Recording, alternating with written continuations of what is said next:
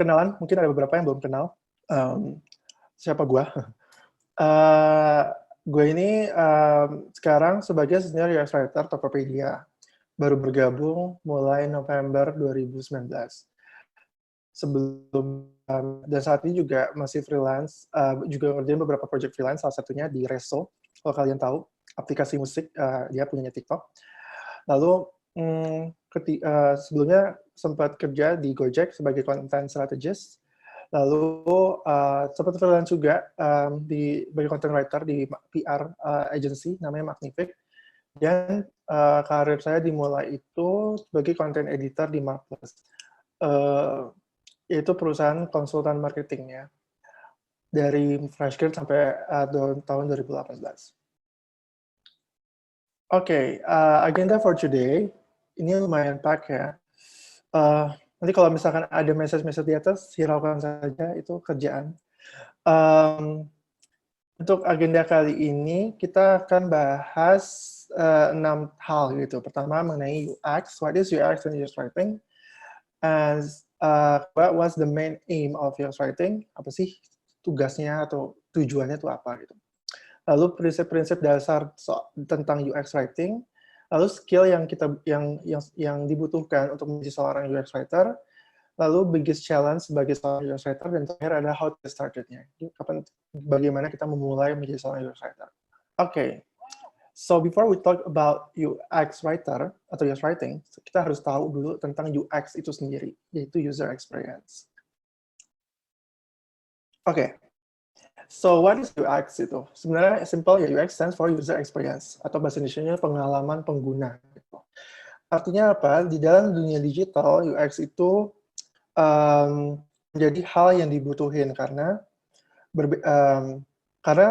semua produk digital itu pasti ada pasti ngaruh banget dengan pengalamannya si penggunanya kan. Misalnya gini, kalian masuk ke Tokopedia, atau kalian masuk ke Shopee, kalian masuk ke Gojek, masuk ke Grab, itu pasti ada experience yang berbeda-beda gitu.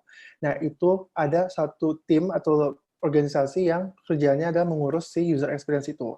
Gimana si usernya itu ngerti cara menggunakan produknya, terus dia tahu harus kemana ketika dia klik tombol ini dia larinya kemana. Nah, itulah yang disebut dengan user experience. Dan biasanya user experience itu identik dengan produk-produk digital gitu. Oke, sebenarnya terms-nya UX itu, setelah aku baca beberapa literatur, aku baru nemu nih bahwa tahun 1990 pertama kali dicetuskanlah istilah UX ini oleh si Donald Norman. Dia itu siapa sih? Dia itu electrical engineer dan cognitive scientist dari Apple, ya, perusahaan Apple. Jadi saat itu dia mencoba emphasize pentingnya user-centered design dalam sebuah produk. Jadi gini, dulu kita ingat sih, kalau kita bikin produk, itu rata-rata user itu terima aja produknya yang dibuat produsen itu kayak apa gitu. Nah sekarang dengan ada pendekatan user-centric, jadi produk yang diciptakan itu harus benar-benar sesuai dengan keinginan dari usernya gitu, kebutuhan dari usernya gitu. Jadi dibalik tuh dari product centric sekarang user centric gitu. Oke. Nah, ini mungkin bisa menggambarkan sedikit tentang apa itu user experience gitu kan. Kalau kalian lihat botol kecap gitu kan. Nggak botol kecap ya, kalau bahasa Indonesia ini botol sambal. Kalau botol sambal itu secara desainnya itu kan seperti ini kan, sebelah kiri, design the product gitu. We design the product.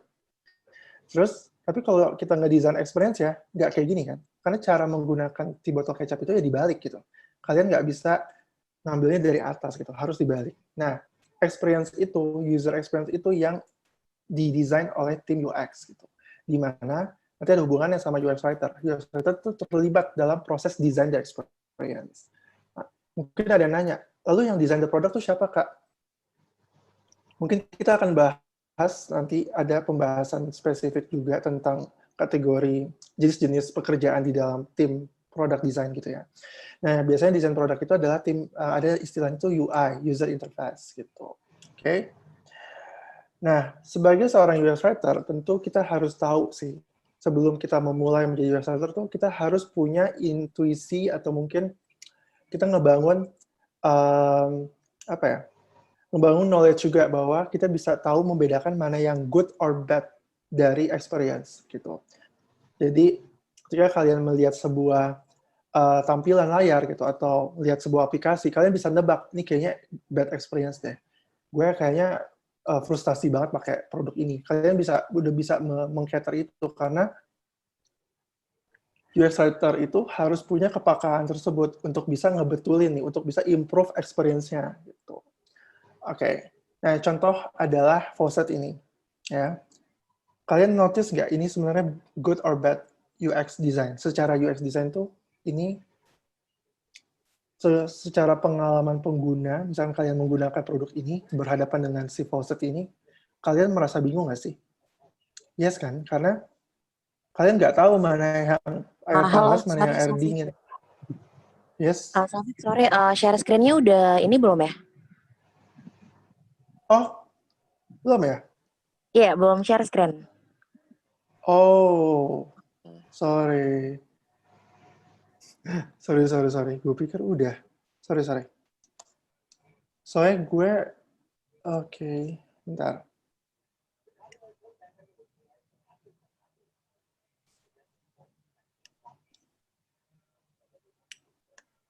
Sorry guys. Duh, kita harus ini dulu.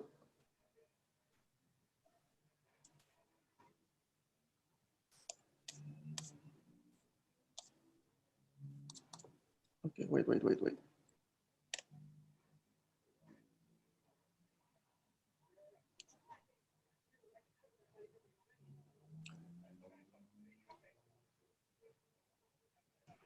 Oke, nah, oke, udah ya. Oke, cool. Udah, aman. Oh, sorry guys, gila, ini gue lupa nih. Oke, gue lanjut ya. Well, oke nih, tadi kita udah ngomongin soal UX nih, nanti kalian akan bisa lihat materinya sih. Ini tadi yang gue bilang soal botol kecap gitu. Kan kalau kalian lihat sebelah kiri itu, kita ngedesainnya seperti itu, tapi experience-nya nggak kayak gitu kan, beda kan. Nah, yang dikerjain oleh tim UX itu adalah ngebuat di experience-nya gitu. Mungkin kedepannya experience menggunakan botol kecap ini berbeda gitu, mungkin pakai sedotan atau apa kan kita nggak tahu gitu. Nah itu yang kita bangun dan kita improve terus-terusan. Oke, Oke, ada echo tadi, no, oke gue lanjut. Jadi untuk bisa menjadi seorang UX writer, pertama kali ya menurut gue itu adalah kita ngerti dulu tentang good or bad dari sebuah experience produk digital gitu. Jadi kita udah punya kepekaan itu. Kalau kita ngelihat produk itu apa produk di layar kita gitu atau produk yang kita pakai, kita bisa nebak nih kayaknya nih nggak harus kayak gini deh, ini kayaknya harus begini deh. Hal-hal kayak gitu harus dibangun sih dari sekarang sebagai seorang UX writer. Oke, ini contoh yang gue pengen kasih lihat. Di dalam ini ada contoh faucet ya atau keran yang ribet ini. Kalian pasti akan berpikir, kita harus bertanya dulu nih, ini sebenarnya good or bad ya dari sisi UX-nya gitu, dari sisi pengalaman pengguna menurut kalian ini good or bad sih? Berarti aku udah jawab sih. Jawabannya adalah bad. Kenapa? Karena mungkin dari kita sering banget kalau kita berhadapan dengan keran gitu, terus tiba-tiba salah tekan atau salah putar, terus kita kaget karena ternyata itu air panas gitu. Ya seperti itulah user experience itu bekerja gitu. Jadi kita nggak bisa minta user untuk ngerti cara pakainya gitu. Pasti kita akan guide mereka untuk gimana membedakan antara air panas dan air dingin, putarnya ke kanan atau ke kiri. Nah, user experience itu yang memastikan bahwa experience yang kita buat itu sudah dimengerti oleh user untuk mencapai mencapai action-nya, mencapai dia tuh pengen apa sih dari keran ini? Pasti kan dia mau air dingin. Oh dia tahu dia harus kemana. Ya, jadi kata kuncinya adalah UX itu adalah nge-guide ya atau menuntun si user gitu untuk mencapai tujuannya. Oke. Nah, sekarang ada satu contoh yang gue baru kepikiran nih tadi sore gitu.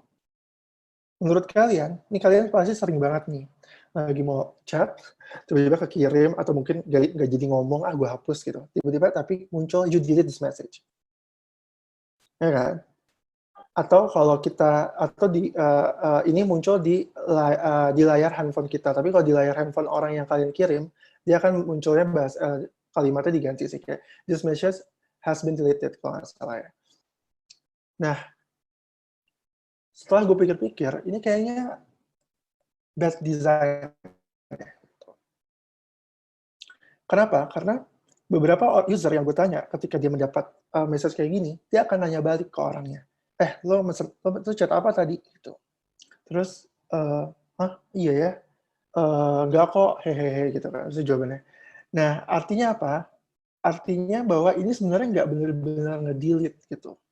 Karena yang disebut delete itu, hapus itu, dia benar-benar hilang gitu kan. Nggak terlihat gitu.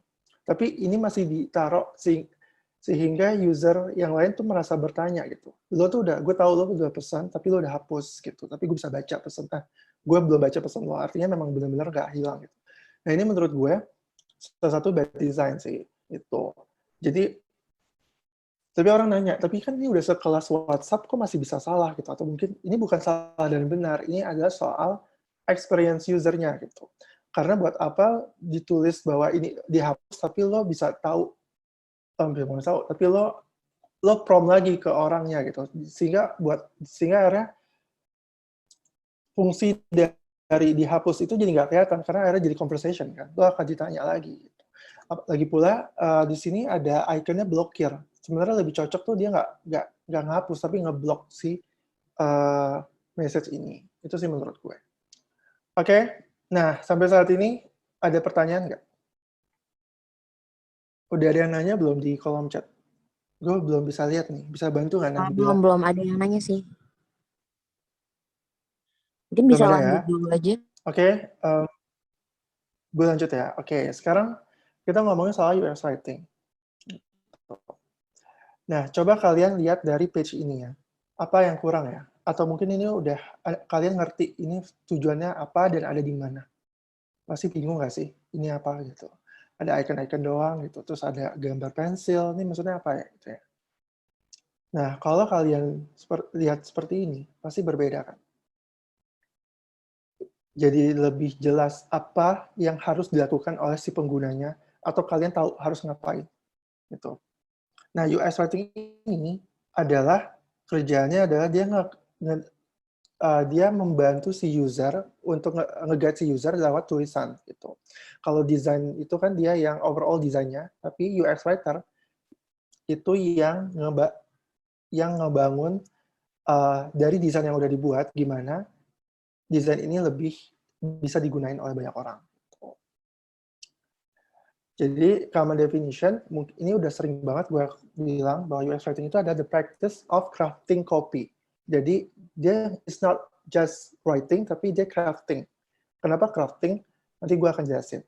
Oke, dia crafting copy yang directly used in user interface. Jadi, yang biasanya digunakan di user interface ya, di sebuah produk digital. Jadi, setiap screen layar handphone atau aplikasi kalian itu ada orangnya yang ngerjain. Setiap kata yang muncul di layar handphone, di layar aplikasi itu ada tim yang mengerjakannya.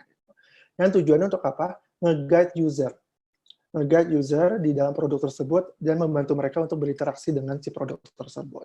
Nah, tadi gue ngomong crafting karena crafting ini prosesnya nggak cuma sekali. Gitu. Writing mungkin orang nulis gitu, sekali jadi. Tapi kalau crafting copy, dia itu seperti craftsman gitu ya, craftsmanship kan butuh waktu kan, dari dia bikin sampai dia jadi gitu dan bagus hasilnya. Nah, copywriting juga kayak gitu. Dia bikin konten kopinya dari awal sampai akhirnya dia live ada di dalam handphone kalian, di aplikasi kalian, itu ada proses yang panjang gitu.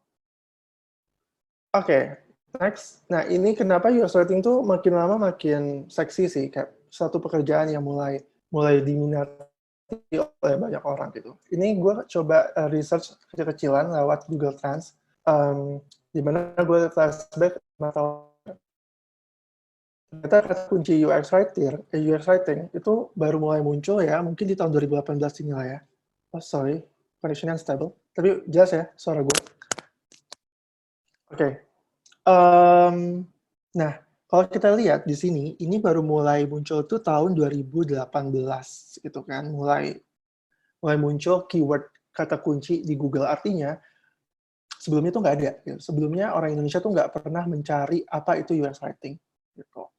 Nah, makin ke sini, itu trennya tuh makin tinggi. Gitu. Sebaliknya, kalau kita lihat di US sebagai kiblatnya startup gitu ya, di Silicon Valley, itu memang diskursus soal UX writing itu udah ada sejak puluhan tahun yang lalu. Gitu. Which is itu bagus sih. Bukan which is itu normal karena memang Amerika adalah menjadi kiblat startup dunia kan. Lalu di Indonesia itu baru muncul 2018. Artinya apa? Kayaknya trennya bakal terus naik gitu, si UX writing ini. Gitu. Kebutuhannya bakal terus ada. Gitu.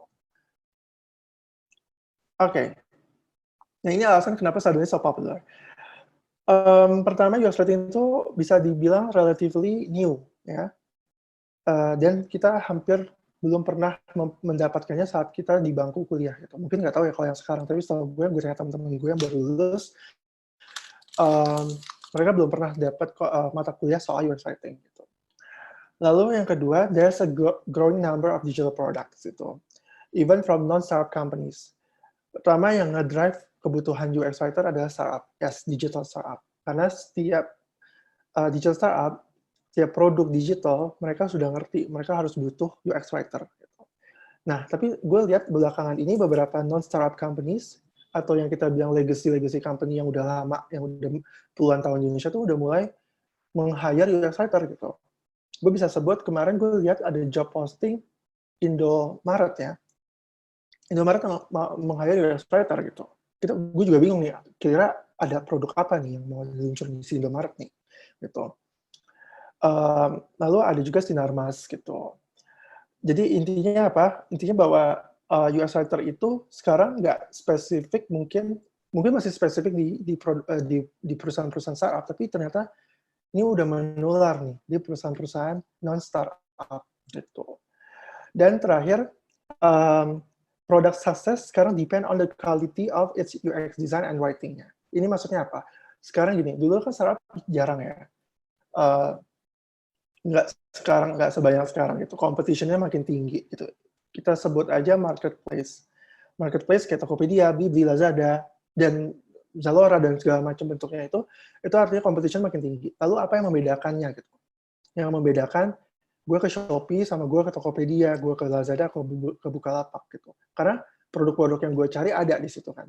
Selain pasti nomor satu biasanya orang ditanya, kenapa sih lo pengen beli ke marketplace A ketimbang B? Pertama diskon atau promo ya nggak sih? Itu nggak bisa dipungkiri. Indonesia masih price sensitive lah.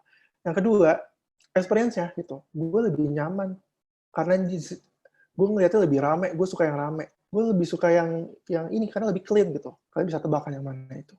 Nah, artinya apa? UX design itu udah membuktikan bahwa dengan adanya desain maupun writing dalam sebuah digital itu menjadi diferensiasi antara produk A dan produk B, gitu. Antara brand A dan brand B, seperti itu. Oke. Lalu responsibilitasnya apa sih UX writer? Pertama, copy ya. Pokoknya setiap copy yang ada di produk, website, dan email kalian dapat dari startup yang kalian produk digital yang download gitu kan, itu ada tanggung jawab dari si UX writer gitu. Kedua, UX writer juga nggak hanya nulis copy yang ada di dalam aplikasi, tapi dia juga ngebikin style guide atau guideline buat perusahaan di mana tempat dia bekerja gitu. Kayak misalkan di Tokped, kita nggak cuma kita bikin playbook, kita istilahnya playbook atau content style guide lah. Jadi kita bikin standarisasi penulisan konten UX di Tokopedia gitu. Supaya apa? Supaya konsisten gitu. Karena bisa aja Safik itu bisa aja di Tokopedia, bisa aja tahun depan mungkin di Facebook gitu ya. Amin. Tapi konsisten kan, konten di Tokped itu nggak berubah meskipun Safik pindah gitu. Karena ada guideline yang siapapun UX writer-nya, dia harus melihat guideline itu sebagai acuan. Gitu. Cuman guideline-nya pasti akan ada amandemen lah biasanya. Gitu. Kita lihat ada adjustment dari sisi kopinya, mungkin kita nambahin kata yang belum pernah dipakai, kita coba gitu. Atau mungkin tone of voice-nya berubah, gitu, berbeda gitu. Seperti itu. Lalu juga content strategist di sini dia ngurusin content strategist, artinya juga mikirin soal efektivitas atau matrix dari si kontennya, soal apa ya, channel apa aja nih konten ini butuh ditaruh di mana gitu, soal product communication-nya gitu. Ada produk digital, dibikin produk communication-nya, dia harus seperti ini, ngomongnya, terus dibikin guideline-guideline per produknya. Lalu yang keempat, data research necessary for content strategy. Gitu. Biasanya UX writing juga pengen tahu efektivitas dari kopinya kan di dalam sebuah produk digital gitu. Tapi di sini gue harus garis bawahi bahwa tidak semua copy yang kita buat itu harus dilihat, di measure gitu. Karena sesimpel kayak kalian masuk ke bioskop gitu kan, ada tulisan exit gitu kan untuk ke toilet. Dan itu intuitively orang pasti ke sana gitu. Dan nggak mungkin kita ngelihat berapa orang sih yang gagal ke sana. Pasti ya orang yang waras pasti akan ke sana. Dan kita nggak mungkin mengukur hal-hal yang memang udah intuitif seperti itu. Gitu. Kita mengukur sesuatu yang berbeda. Misalkan ada fitur baru. Kita pengen tahu nih, fitur baru kan artinya ada konten baru kan. Di sana gitu. Kita pengen tahu tingkat CTR-nya berapa, click-through rate-nya berapa, orang nge-click-nya berapa, adoption rate-nya berapa gitu. Mungkin kalau misalkan jelek, pokoknya problemnya bisa aja di UX, bisa aja di desain, kayak gitu. Sorry, maksudnya bisa aja di writing-nya, bisa aja di desainnya. Oke, next. Ini singkat aja. Yang kita lakukan itu, pertama craft the microcopy atau teks yang ada di setiap produk digital yang kalian punya. Lalu juga research target market untuk tahu bagaimana sih user kita itu berbicara sehari-hari gitu. Karena ingat UX writer itu adalah the guardian of user gitu. Bahwa kita itu perwakilan user di dalam sebuah produk digital. Karena kita akan berhadapan dengan tim bisnis yang dia bisnis push gitu, bisnis mindset gitu. Sedangkan kita user mindset gitu. Kalau usernya nggak butuh, buat apa harus dipaksain? Nah itu sebenarnya, itu biasanya kontradiktifnya gitu tuh, antara tim UX sama tim bisnis atau tim produk gitu ya. Lalu yang ketiga tadi, create the brand or product files, lalu juga develop the information architecture. Jadi kalau kalian buka aplikasi, pasti kan kenapa sih buttonnya di bawah, kalau mau beli gitu, kenapa nggak di atas aja? Nah itu kita udah nge-develop tuh, arsitekturnya tuh harus seperti ini. Dan ini kita nggak kerja sendiri, kita kerja dengan banyak stakeholders untuk bisa menentukan information architecture, khususnya dengan UX designer, dengan tim produknya, product manajernya, bahkan dengan prinsip-prinsip lain ya, dengan stakeholder lainnya gitu. Lalu kolaborasi sama desain untuk nge-develop produk dan harus ikut dari awal produk itu kick off gitu. Jangan di tengah-tengah gitu. Oke, ini sekilas aja soal UX writer di product design team. Jadi UX writer itu under payungnya, umbrella-nya itu adalah product design team. Isinya ada kurang lebih 5, dan ini depend on the company juga ya. Mungkin ini gue kasih gambaran di Tokopedia. 5 ini ada apa aja selain UX writer? Ada UX engineer, ada UX designer, ada UI designer, dan terakhir ada UX researcher. Kalian bisa tahu, baca sekilas tentang highlight pekerjaannya ngapain aja kayak gitu. Kayak contohnya UX designer, dia tuh design owner gitu kan, and strategic partner for key initiative. Biasanya product manager itu akan nge-approach UX designer dulu gitu. Lalu ada UX researcher dan kalian bisa baca ya. Oke, nah ini kurang lebih gambaran cara apa ya? Ini circle kerjanya lah di sebuah startup, khususnya ini contohnya gue ambil dari Tokopedia. Jadi kita itu product design itu kan udah satu tim sendiri kan. Nah, kita nggak kerja sendiri, kita kerja dengan multi stakeholder. Stakeholdernya siapa aja sih? Ada dari sebelah kanan ada tim tech ya. Situ macam-macam lah ya perannya, ada yang back end engineer, ada technical engineer, ada web engineer, ada front end, dan macam-macam.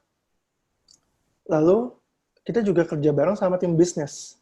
Karena kan ada produk digital, pasti ada business motivation-nya apa gitu.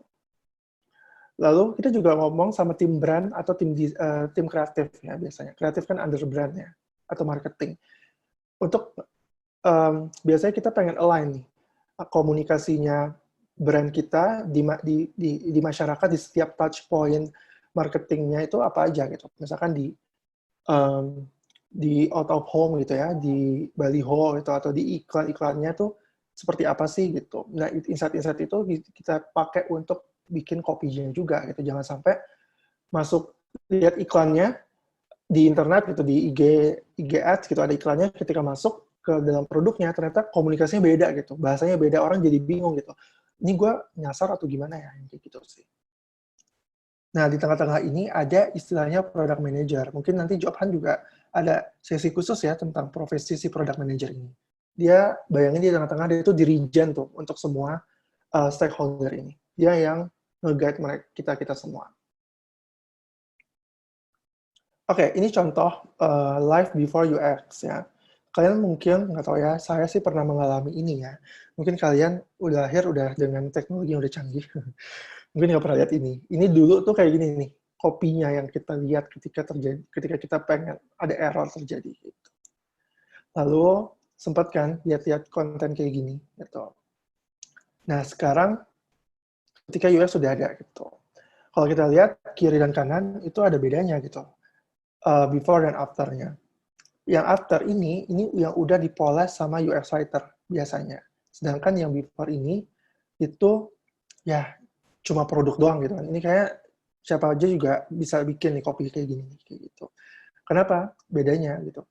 Ya pertama buat apa ada search gitu. Kalau memang buat apa ada icon search dan ditulis lagi di search Spotify gitu. UX writer akan mikir oh ini kayak redundant gitu. Dan nggak perlu semuanya dijabarin di sini fitur-fiturnya. UX writer selalu berpikir dari semua fitur yang ada, kira-kira fitur mana yang paling sering digunakan oleh user gitu. Dan itu yang di-highlight. Nah, kita juga nge-crafting error-error message gitu. Ketika kalian berinteraksi dengan produk digital gitu kan. Nah, kita juga ngurusin nih kopi-kopi yang kecil-kecil kayak gini, kayak di keyword gitu. Ketimbang tulis ketik di sini gitu. Itu kan nggak secara intuitif memang harus diketik di sini, cuman kita nge-tweak itu menjadi sesuatu yang lebih useful gitu, berguna buat si usernya, apalagi user-user baru yang nggak ngerti cara menggunakan produknya. Pesan kopi yuk, oh berarti kita dikasih inspirasi untuk pesan kopi dan kita tahu oh di sini tempat kita bisa klik kopinya, gitu, ketik apa yang kita pengen, seperti itu sih. Nah ini contohnya, gitu. Kita bikin bahasa yang tadinya bahasa mesin menjadi bahasa yang lebih humanized gitu. Yang lebih human, ada unsur manusianya di situ. Karena memang ada manusia yang ngetik kan. Kayak daripada kopinya di sini, klik di sini.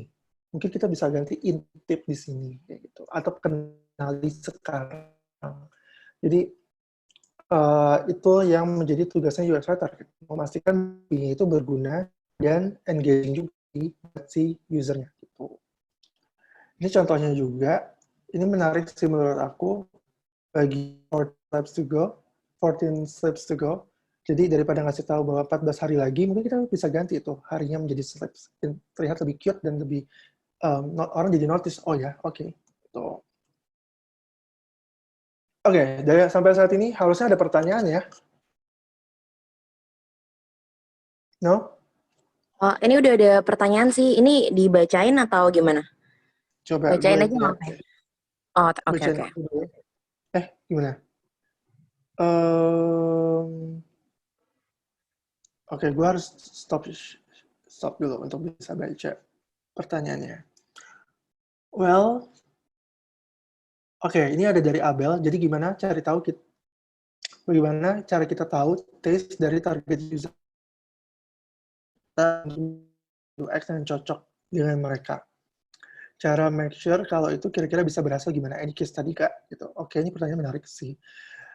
Mungkin gue akan bahas ini mungkin ada ya pembahasannya, gue juga lupa. Kayak gini,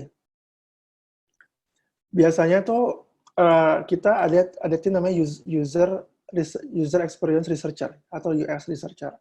Mereka ini yang tugasnya ngebantuin kita nge-define target marketnya siapa gitu. Yang juga ngebantuin kita untuk tes produk digital kita itu sudah oke apa belum buat si user kita yang udah kita targetin. Jadi gini, proses sebuah produk itu nggak langsung bikin jadi gitu. Nggak kayak kita bikin Indomie gitu kan. Langsung jadi makan gitu. Nggak gitu. Karena ketika kita bikin, itu ada tahapnya kita bikin prototipe-nya dulu gitu. Setelah itu, kita baru tes ke user gitu. Ada metode tes atau kita sebutnya di dalam istilah UX, kita ada user testing. Kita tes tujuannya adalah untuk memvalidasi apakah desain yang udah kita buat itu menjawab problemnya user. Gitu. Sebuah user experience itu harus come up sama ide untuk ngebantuin si user gitu, menyelesaikan problemnya apa. Contohnya gini, gue ngambil contoh katakanlah di Tokopedia gitu ya. Gue sebagai seller itu adalah usernya. Kan Tokopedia itu ada dua ya, sebuah marketplace itu pasti ada punya dua user. Satu buyer, pengguna, yaitu kalian yang belanja. Gitu. Satu lagi seller yang ngejual barangnya di Tokped. Gitu. Nah, si seller itu kan punya aplikasinya sendiri. Anyway. Nah, setiap produk yang kita luncurin atau fitur yang kita luncurin itu harus menjawab si problemnya si user atau si seller itu. Ini contohnya adalah waktu itu kita come up sama ide seller itu bisa ganti nama domain toko itu. Sama ini kan nggak bisa. Ketika dia bikin, dia nggak bisa ganti gitu. Dan dia bisa ganti harus menghubungi tim ops itu operation gitu. Kayak untuk ganti namanya gitu. Artinya apa? Artinya ternyata kita tanya, ternyata user itu butuh ganti nama gitu, macam-macam alasannya. Pertama, dia udah nggak jualan produk yang sama. Misalkan dulu nama gue Umbrella gitu, ternyata gue udah nggak jual payung gitu, udah nggak make sense. Gue sekarang udah jual gadget gitu. Nah, kayak gitu-gitu kan. Kita tahu itu dari user gitu. Ada kebutuhan untuk mengganti nama domain. Akhirnya kita buatin tuh fiturnya untuk ganti nama domain. Nah, yang semacam itu sih. Jadi kita tesnya tuh benar-benar memang ngejawab sih. Kalau memang udah, dan dia, ketika udah kita bikin desainnya dan ternyata user mengerti cara menggunakan, cara mengganti nama toko di Tokopedia, artinya itu bekerja. Tuh. Mungkin menjawab ya, Abel ya. Oke, ini oke. Halo Kak Safik, based on experience Kakak, kapan suatu copy di app bisa diubah? Apakah ada timeline sendiri di tim atau based on research ke pengguna? Soalnya di berbagai e-commerce banyak buat inovasi perubahan UI UX. Yes. Aku pengen bilang bahwa UX itu pekerjaan yang nggak ada habisnya. Never ending story. Gitu. Kalau Cinta Fitri ada kan series. Ya, produk itu udah selesai, dan udah live ya, kita bilangnya live, udah tayang di aplikasi, kita lihat juga nih matriksnya. Ada tim PM akan lihat lagi apakah engagement-nya tinggi apa enggak, CTR-nya tinggi apa enggak gitu. Udah bukan tinggi dalam artian udah mencapai udah achieve dengan targetnya apa enggak. Kalau belum, kita harus iterasi lagi, kita bikin lagi apa sih yang salah dari desain yang sedang live ini untuk kita betulin. Makanya kenapa setiap aplikasi itu ada release note, ya. Kalian dipaksa untuk ngedownload lagi atau upgrade lagi kan aplikasinya ke rilisan yang baru itu. Karena ketika ada release note artinya ada fitur baru yang disematkan atau mungkin ada improvement baru gitu. Nah, hal itulah mengapa UX itu selalu terus-terusan sih, nggak pernah berhenti gitu produknya gitu. Mungkin kalian lihat Gojek gitu kan, kemarin dia baru ganti desain tampilannya. Nah, itu kan pasti ada reason-nya kan. Ada serangkaian riset yang dilakukan untuk dia yakin harus diganti. Dan mungkin ada juga bisnis push baru yang ingin ditawarin oleh Gojek dengan tampilan barunya. Segala hal itu dipikirin tuh oleh tim UX gitu. Seperti itu sih. Oke. Terakhir ya, ini sebelum kita mulai, untuk menjadi UX writer, jenis portofolio seperti apa? Oke, untuk portofolio kita akan bahas, nanti ada sesinya. Sip, gue akan mulai lagi ya. Thank you nih untuk pertanyaannya. Oke, now sekarang kita bahas sedikit tentang UX principle ya. Oke. Pertama, why we need the UX principles. Jadi, gue suka bilang bahwa nulis sebuah copy di produk digital itu ibaratnya art and science, gitu kan. Menggabungkan seni dan sainsnya. Seninya apa? Kita bisa bermain sih sebenarnya dengan kata-kata gitu. Kita dikasih kebebasan untuk bisa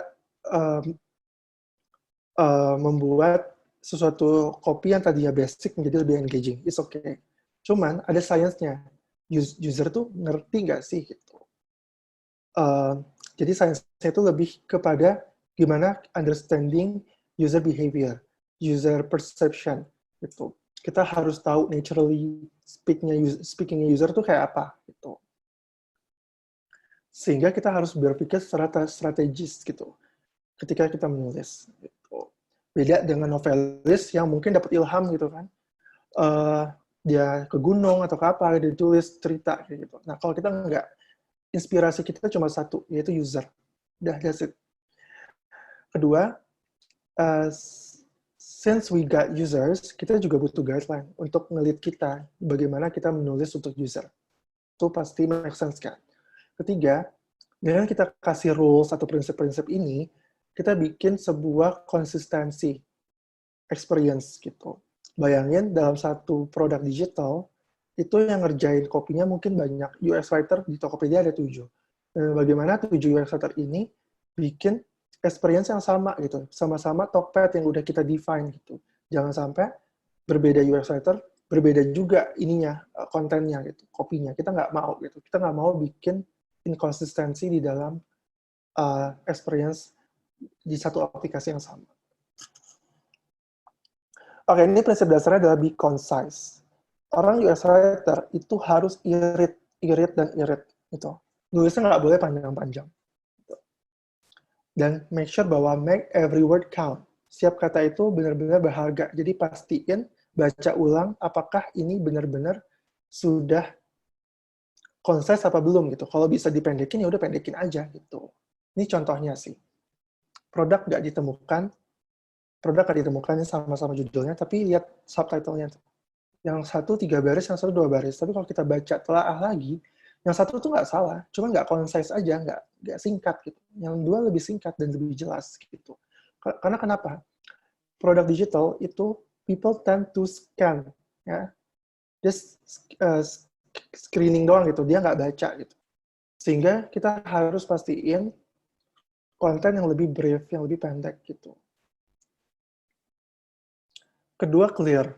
Itu udah hukum mati sih. Bahwa kita harus bikin copy yang dimengerti oleh semua user gitu. All reading level, baik dia beginning maupun advanced user. Bukan ini bisa macam-macam variabelnya. Bisa dari sisi usia, atau mungkin bisa dari sisi penggunaannya. Orang yang pertama kali masuk sebuah aplikasi pasti akan bingung kan cara menggunakannya ketimbang orang yang udah terbiasa. Nah, bagaimana ketika dua orang ini membaca konten yang sama, mereka sebenarnya udah ngerti pada pertama kali. Mereka nggak dua atau 3 kali, atau bahkan dia nanya orang. Ini dan harus hindari jargon-jargon yang sifatnya selalu sangat teknikal. Ini contohnya kiri dan kanan, kira-kira mana nih yang sudah menggambarkan prinsip dari UX writing principle ini? Oke, jawabannya adalah yang kiri, preparing your videos, ketimbang yang buffering. Kenapa? Karena mungkin tidak semua user tahu apa itu buffer. Dan buffering itu kan technical banget. Sedangkan kalau preparing your video, user tuh tahu bahwa, oh, video gue lagi di-prepare, lagi disiapin, kayak gitu. Sehingga dia stay, dia nggak ngapa-ngapain lagi. Pasti akan nanya, tapi kan ini kurang pendek nih, gitu. Kan tadi kan concise, sekarang kok malah lebih panjang? Ya, selama space-nya itu cukup, it's okay gitu. Concise itu bukan berarti irit banget ya, harus paling keirit, tapi dia efektif. Efektif nggak sih ditaruh di situ? Gitu. Efektif nggak sih kata ini? Gitu. Oke, ketiga ada useful. Setelah clear, useful. Dia harus berguna gitu buat si usernya. Bayangin, ini ada satu contoh menarik dari Gojek gitu. Dia ngubah tampilannya gitu. Dulu ketika kita I left my item itu, tinggalan barang di Gojek, kita berhadapan semua dengan teks ini. Bahkan teks ini ngasih tahu ke kita, lo harus hati-hati ya, jaga barang lo. Ya iyalah pasti gitu kan. Dan lo lagi barang lo hilang, lo ditanyain kayak gini, kesel nggak sih? Gitu. Udah gitu nggak tahu harus kemana. Gitu. Sementara UX writer mengubah ini menjadi lebih clear dan lebih useful. Gitu. Dan langsung straightforward aja, nggak usah basa-basi. Gitu. Kalian bisa lihat kan, I left my item in Gokar, no worries gitu. Ada no worries-nya gitu. Jadi dibikin tuh bahasa mesinnya lebih human gitu. Bayangin ada orang pengen kehilangan barang, pasti kita kayak oke, nggak masalah atau it's okay gitu. Jangan khawatir kayak gitu. Kalian bisa baca kan. Di situ harus ada CTA-nya, dia harus kemana gitu. Ngarahin usernya, jadi useful. Oke. Yang keempat, be cool and friendly. Di sini adalah maksudnya don't talk to you, don't talk apa ya? Jangan rendahin si user gitu. Educate our user, but don't patronize, accuse, or judge them. Contohnya kayak gini. Kamu memasukkan kata sandi yang salah beberapa kali dan kegiatan ini dianggap mencurigakan. Ini kan kesel nggak sih kayak, wah lu nuduh gue hacker gitu kan. Sedangkan kita ubah nih, bahasa yang tadinya kita curigaan terus, kita ubah, kami tidak mengenali kata sandi ini. Demi keamanan, lognya bisa dilakukan setelah 30 menit. Tanpa harus ngejudge, kita bisa kan, message-nya dapat. Gitu. Oke, yang kelima ada konsisten tadi. Jangan sampai di satu fitur yang sama atau satu produk yang sama, kopinya beda-beda gitu. Kadang pakai download, kadang pakai unduh, kadang pakai kamu, kadang pakai Anda. Nih, jangan bikin sesuatu yang user bingung. Akhirnya ini kok nggak konsisten sih gitu. Oke, ini kelihatan nggak ya before dan after-nya si UX ya.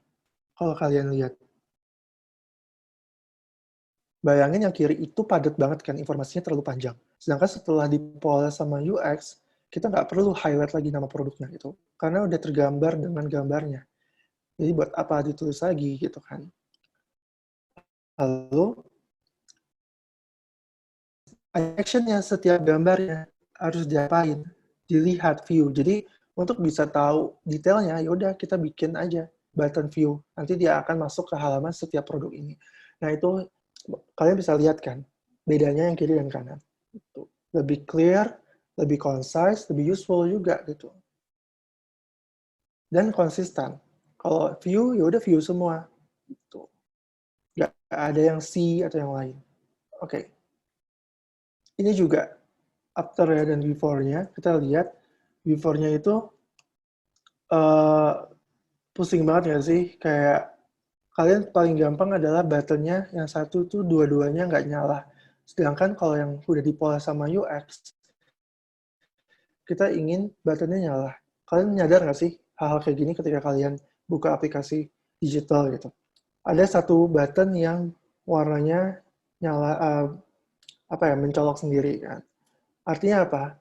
Kita kan nge-guide user, kita pengen action apa yang pengen diambil gitu. Sehingga dua button ini biar terlihat berbeda, salah satu kita harus ganti warnanya dan kita pilih biasanya di kanan itu action yang kita harapin user lakuin. Gitu. Di sini kan actionnya buy. Kita pengen user beli kan daripada try gitu. Oke, ada pertanyaan nggak sampai sini? Gue coba stop share. Gue bingung caranya kalau ini gimana. Oke. Oh, nggak ada. Oke, kalau nggak ada, gue lanjut lagi. Sip. Next, challenge-nya apa sih? Kerja sebagai UX writing gitu. Ini sebenarnya depends on the company itself juga sih. Cuman yang gue rangkum, ini adalah beberapa insight dari teman-teman gue yang kerja di UX writer. Salah satu challenge terbesarnya saat ini adalah karena UX writer kan baru ya. Di product design tim sendiri aja, salah satu tim terbaru itu ada UX writer. Di Tokopedia tuh UX writer tuh baru ada 2 tahun terakhir, 2018. Sementara produk digitalnya, Tokopedia hadir tuh udah 11 tahun. Artinya ada 8 tahun yang lalu, 9 tahun yang lalu tuh, kopinya itu siapa aja megang gitu. Entah itu dibikin oleh tim brandnya, atau dibikin oleh tim marketingnya, atau mungkin dibikin oleh tim tech-nya. Gitu. Artinya apa? Awareness di dalam tim internal sendiri kadang masih dibutuhin banget gitu. Dan ini menjadi PR buat tim-tim UX writer gitu. Gimana caranya kita dilibatin pada saat planning stage, pada saat produk atau project itu baru jalan. Bahkan pada saat project itu masih dalam bentuk brainstorming gitu antara tim product manajernya sama desainernya. Gitu. Karena kenapa kita harus ikut dari awal? Pertama biar kita ngerti konteksnya apa, konteks dari project yang kita buat, itu satu. Kedua, kita bisa ngebantuin si desainer untuk ngebuat tadi information architecture-nya, kira-kira product communication-nya seperti apa. Kita udah set itu di awal, gitu. Udah kita discuss sama stakeholder yang lainnya. Karena kenapa? Jika jika ada salah di writing, pasti ada, maksud gue jika ada problem ketika seorang UX writer menulis di sebuah komponen yang ada di aplikasi, artinya ada desainnya yang salah, ya nggak sih? Jadi bisa jadi problemnya itu bukan di copy-nya, problemnya itu ada di desainnya gitu. Nanti gue akan kasih contoh gitu. Karena UX writer itu juga harus jeli ke desainer. Kayaknya lo nggak butuh copy dari sini. Lo harus betulin desainnya aja. Atau mungkin sebaliknya. Kayaknya nggak perlu desain deh, kasih copy aja. Hal-hal kayak gitu kan harus dilakukan pada saat awal kan. Karena kalau misalkan ketika dikasihnya di akhir-akhir, ketika udah dalam timeline yang udah mentok, kita tuh nggak ada waktu tuh. Kita nggak bisa bikin copy yang perfect gitu. Karena back again, bikin copy itu butuh waktu. Makanya kita sebutnya crafting gitu. Kalau kita diikuti di awal, pasti hasilnya tuh jauh lebih baik daripada udah mepet-mepet deadline. Oke, panjangnya untuk satu itu doang. Yang kedua, bahasa Indonesia itu ternyata cukup sulit ketika kita bikin kopinya ketimbang dalam bahasa Inggris. Kenapa? Karena struktur bahasa Indonesia itu cukup, panjang ya, long structure. Kita selalu terbiasa dengan SPOK. Bahkan imbuhan-imbuhan kita tuh cukup panjang juga gitu. Itu satu, ada problem di situ. Kedua, kita juga mencoba untuk kita pengen secara grammar bahasa Indonesia itu benar gitu. Karena kan rata-rata produk digital yang kita buat itu dalam bahasa Indonesia. Cuman ternyata ketika tes ke usernya tuh nggak ngerti. Meskipun itu udah menggunakan bahasa Indonesia yang baik dan benar. Contohnya gini, kayak sesimpel ada refresh halaman ini gitu kan. Ada satu action gitu. Ketika kita ganti segarkan halaman ini, user nggak ngerti maksudnya segarkan itu seperti apa konteksnya gitu. Ternyata ada beberapa jargon-jargon atau beberapa copy-copy itu yang memang nggak cocok kalau menggunakan bahasa Indonesia. Gitu. Lalu stakeholders take the copy. Jadi, karena kopinya cuma satu kata, kadang yaudah deh gue aja bikin desainernya atau product manajernya, gitu, tanpa heads up ke kita. Gitu. Itu challenge-nya juga. Gitu. Lalu, yang terakhir, stakeholder give unclear information about project. Sorry. Oke, well, stakeholder ngasih brief yang nggak jelas. Itu common challenge sih yang terjadi di dunia pekerjaan. Oke.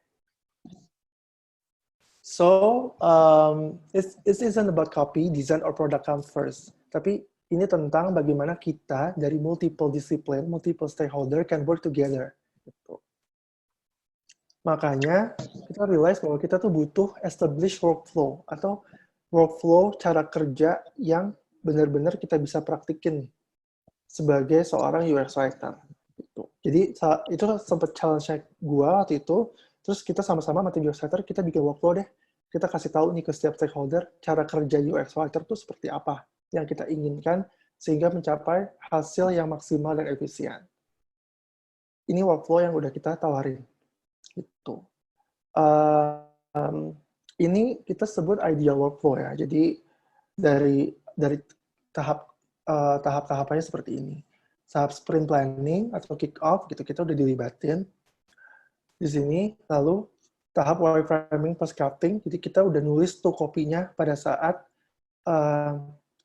wireframing. Wireframing itu artinya ketika UX designernya tuh udah bikin wireframe-nya, kotak-kotaknya dan segala macam tadi kan. Lalu masuk ke dalam tahap designing ya setelah wireframing. Nah, designing itu masuk ke tim UI designer. Nah, di UI designer kita liatin lagi nih kontennya atau kopinya Karena bisa aja ada perubahan nih setelah dibikin flow-nya sama designer, UX designer, ketika didesain lagi sama UI-nya, itu ada perubahan dari sisi, oh, Fik, ini ketika gue bikin, ini terlalu panjang nih, lo bisa pendekin nggak? Nah, kita harus benar-benar kerja lagi nih bareng sisi UI untuk mastiin copy kita tuh udah sesuai nih dengan apa yang kita inginkan. Lalu review bareng-bareng, habis itu masuk ke tahap development itu oleh tim tech ya, kayak gitu. Kurang lebih seperti ini sih. Kita pertama dapat PRD-nya. PRD-nya itu adalah project requirement di dokumen-dokumen tentang request-requestnya CPM. Di situ di detail out tuh tentang projectnya apa, problemnya apa, targetnya siapa, mengapa bikin ini, terus kira-kira flow usernya menurut CPM-nya kayak gimana yang bagus gitu. Baru kita dapat PRD, kita baca, baru kita mulai wireframing, kita crafting, itu kan, habis itu kita review, habis itu tahap development, dimasukin ke tech, kita harus cek lagi nih, ketika udah masuk ke engineer, copy kita itu berubah apa enggak gitu. Karena bisa aja ada kesalahan kan. Beberapa engineer mungkin copy paste, terus dia lupa nambahin sesuatu, atau mungkin kehapus gitu. Mungkin itu mungkin aja terjadi. Jadi kita harus make sure bahwa copy-nya itu udah benar-benar sesuai dengan hasil dari desain kita yang ada di platform yang namanya Figma atau Sketch atau yang lainnya. Lalu launch. Pas di launch pun kita juga lihat gimana reaksi si usernya, apakah matriksnya achieve apa enggak. Jadi ini disebutnya circle gitu loh, circle-circle yang nggak pernah putus. Ketika udah di launch, ternyata ada problem, balik lagi nih. Masuk lagi ke wireframe lagi gitu. Apa yang salah, bikin PRD-nya lagi, yang kayak gitu sih. Oke, terakhir, mungkin nggak terakhir sih. Ini selanjutnya adalah tentang skills yang kita butuhin. Gitu. Ini kalau kalian menjadi seorang UX writer, aku ngambil dari salah satu requirement dari sebuah perusahaan yang sedang merekrut UX writer. Ya, kurang lebih seperti ini isinya. Pertama, bachelor degree rata-rata ya, dan punya passion untuk nulis. Tuh. Oke, kedua, dia punya experience related sama content writer. Gitu. Jadi sebenarnya basically nggak ada, jarang sekali UX writer itu punya pengalaman UX writer, karena UX writer masih baru. Gitu. Biasanya requirement yang baru itu adalah dia at least pernah jadi writer lah. Gitu. Terus experience sama design tools ya, product design tools itu menjadi sebuah nilai plus. Misalnya Figma, kalian bisa search ya nanti Figma, FIGMA, ada Adobe XD, ada Sketch, ada apa lagi ya, macam-macam lah itu. Dan ini tergantung kita pakai yang mana gitu, perusahaan itu pakai yang mana. Lalu ada ya, which is yang keempat itu fluent communication, bahasa Indonesia, bahasa Inggris, karena biasanya beberapa UX writer juga responsible untuk bikin copy dalam bahasa Inggris untuk produk-produk yang dua bahasa ya. Terus knowledge of online technology, ya tidaknya bisa tahulah tentang current issue di dunia digital, tentang tren-tren terbaru tentang seputar user experience gitu. Lalu yang kelima, familiar dengan istilah user experience, termasuk user experience research principles, tadi user experience principles, terus how to use data to provide informed user insight gitu. Jadi tidaknya familiar ya, dia nggak bilang mahir tapi familiar gitu. Lalu experience sama developing information architecture for complex product sets. Gitu. Jadi udah bisa ngasih gambaran, oh ternyata untuk sebuah halaman tuh kalian udah bisa tuh bikin kotak-kotaknya. Ini buttonnya di sini, ini konteksnya di sini, gambarnya di sini. Gitu. Oke, ini gimana sih nyari kerjanya? Wah, macam-macam sih sekarang. Ada platform LinkedIn, ada Glints, ada Ecruit, Caliber, Asia. Ada juga job hunt mungkin ya, yang bisa ngasih informasi seputar kalau ada lowongan atau job vacancy di bidang UX gitu. Nah, how to get started-nya? Nah, ini ngejawab soal portfolio gitu. Mungkin kemarin aku sempat bahas sih di sebuah IG live dari warung kopi, cara ngebikin portfolio tuh kayak apa bagi yang mereka sudah punya um, apa ya, mereka yang belum sama sekali berkecimpung di dunia UX sama yang sudah punya pengalaman di bidang UX. Gitu. Cuman sebenarnya nggak usah khawatir. Aku ngasih beberapa guideline-nya gitu ya, yang bisa kalian ikutin. Jadi pertama adalah kasih sampel 3-5 project atau pekerjaan yang udah pernah kalian buat gitu, yang berkaitan dengan copywriting tentu saja, ya nggak sih? Um, dan highlight 3-5 skill gitu. Misalkan, uh, gini, kalian tuh nggak punya nih, nggak pernah bikin konten atau copy untuk produk digital, tapi kalian pernah bikin konten tentang, kalian pernah menjadi content writer untuk sebuah ads gitu. Nah, kalian bisa tunjukin itu. Yang penting kalian highlight skillnya apa. Misalnya gini, skillnya itu adalah gue bikin dari yang tadinya kompleks, kontennya menjadi lebih concise gitu. Nah, itu kan menjadi skill yang sebenarnya dibutuhin juga kan di dunia UX kayak gitu. Kalian kasih tahu proses-prosesnya nih dari awal sampai akhirnya live itu seperti apa. Dikasih journey-nya gitu biar si recruiter ngerti. Oke, lo bikin kopi itu nggak sekali, tapi lo berkali-kali. Artinya itu sesuai dong dengan prinsip UX bahwa bikin kopi itu ada crafting-nya, gitu kan.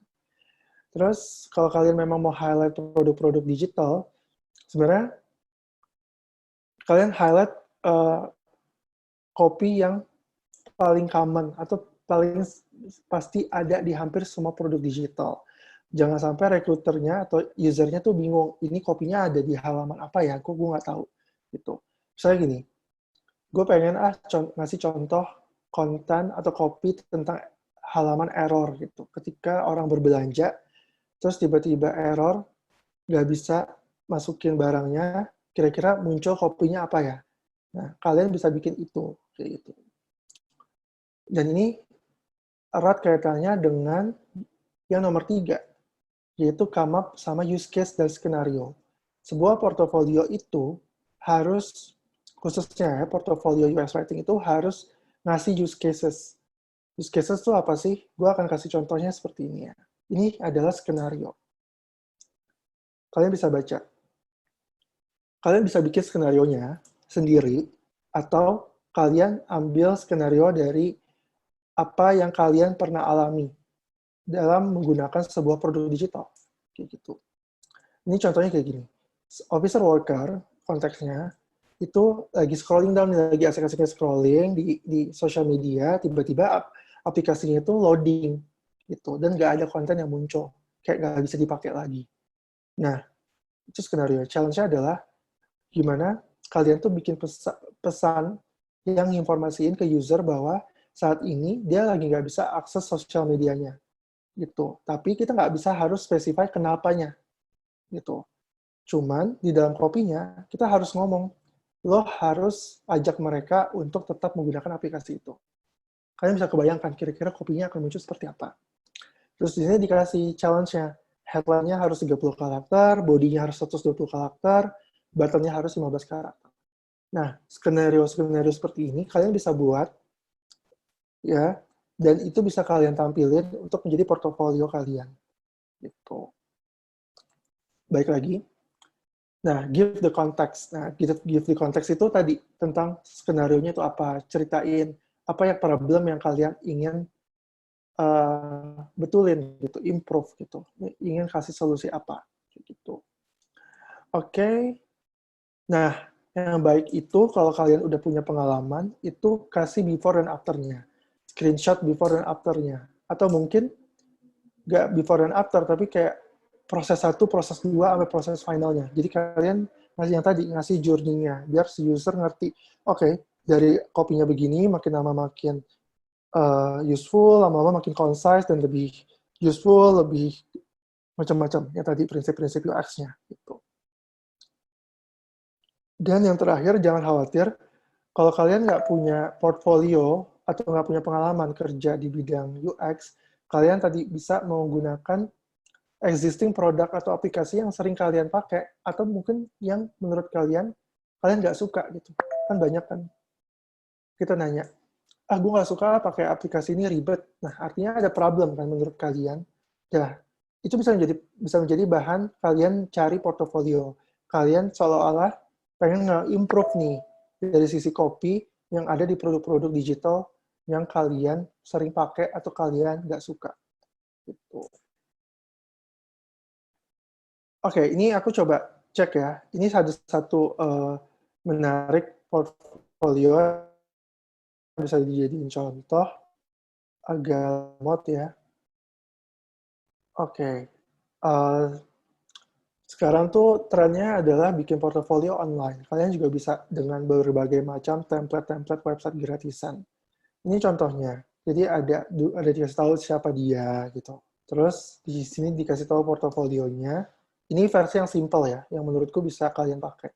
Nah, di sini dia ngasih konteksnya apa itu, dan dia bikin flow-nya kayak gini. Apa yang orang bilang, apa yang kita lakuin. Di sini kasih tahu nih, yang kita buat tuh apa. Gitu. Oke, ini contoh luar negerinya sih. Ada juga yang si Riri Nagao ini lebih kompleks dan menurut saya kalau kalian punya waktu, wah ini keren banget sih gitu. Jadi dia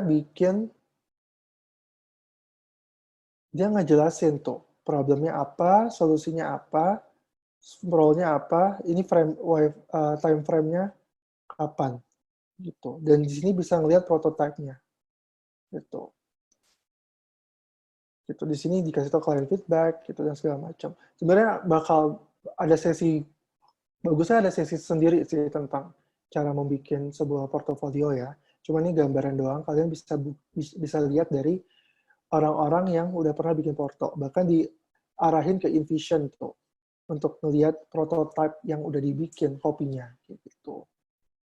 Oke, gue bisa lanjut. Nah, ini resources-nya macam-macam ya. Sekarang udah mulai banyak banget free online course kayak UX Writing Hub. Kalian bisa lihat. Terus ya, kalau kalian mau punya skenario-skenario yang tadi, kalian bisa belajar nih di UXW Challenge. Kalian bisa lihat berbagai macam skenario-skenario yang kalian bisa bikin kopinya. Kayak gitu. Lalu kalau mau ada komunitasnya, mau bergabung dengan komunitas microcopy, ada nih di Facebook. Gitu. Jadi ini adalah rata-rata UX writer atau orang-orang yang senang dengan UX writer, mereka itu bergabung dengan komunitas, mereka akan saling share tuh problemnya atau mungkin share screenshot copy yang minta didiskusiin gitu. Minta feedback ke user atau writer lainnya. Itu menarik sih. Sama kalian bisa LinkedIn saya sih. Kita bisa berkoneksi di LinkedIn gitu. Nah, untuk buku apa yang wajib dibaca untuk orang yang baru bergabung di Newsletter, menurut gue ini menarik sih microcopy di Complete Guide. Jadi kalian benar-benar tahu tentang apa itu microcopy, kenapa microcopy itu penting, komponen-komponen apa sih di dalam aplikasi yang menjadi perhatiannya UX writer, menjadi tanggung jawabnya UX writer. Dia benar-benar ngasih guideline yang cukup lengkap ya, makanya disebut Complete Guide ya. Tuh. Oke. Ini last slide for me.